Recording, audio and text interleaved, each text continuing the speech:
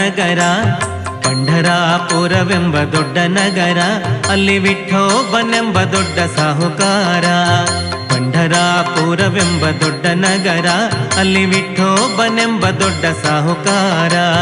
ವಿಠೋಬನಿರುವುದು ನದಿ ತೀರ, ವಿಠೋಬನಿರುವುದು ನದಿ ತೀರ, ಅಲ್ಲಿ ಪಂಢಾರಿ ಭಜನೆ ವ್ಯಾಪಾರ.